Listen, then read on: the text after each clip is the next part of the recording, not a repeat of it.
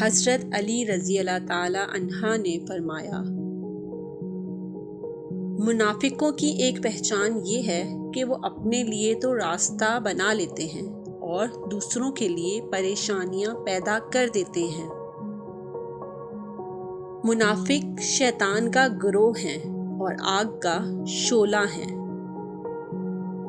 جب تمہارے دل میں کسی کے لیے نفرت پیدا ہونے لگے تو فوراً اس کی اچھائی یاد کرو۔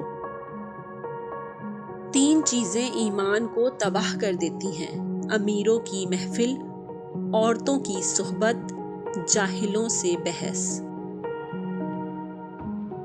رشتہ داروں کی دشمنی بچھوؤں کے ڈنگ مارنے سے زیادہ اذیت ناک ہوتی ہے۔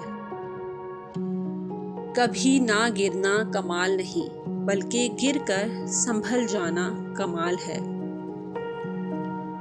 دن کی روشنی میں رزق تلاش کرو اور رات کی روشنی میں اسے تلاش کرو جو تمہیں رزق دیتا ہے۔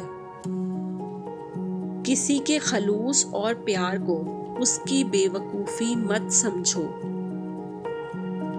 لوگوں کو اس طرح معاف کرو جیسے تم خدا سے امید رکھتے ہو کہ وہ تمہیں معاف کرے گا۔ کسی کا دل مت دکھاؤ، ہو سکتا ہے کہ وہ تمہیں ایسا چاہتا ہو جیسے کہ مرنے والا زندگی چاہتا ہے۔ جہاں آپ کی عزت نہ ہو وہاں مت جاؤ، چاہے وہاں آپ کو کھانا سونے کی پلیٹ اور چاندی کے چمچ میں ہی کیوں نہ دیا جائے۔ جس زبان سے جھوٹ نکلنا بند ہو جائے اس زبان سے نکلی ہوئی ہر دعا قبول ہو جاتی ہے۔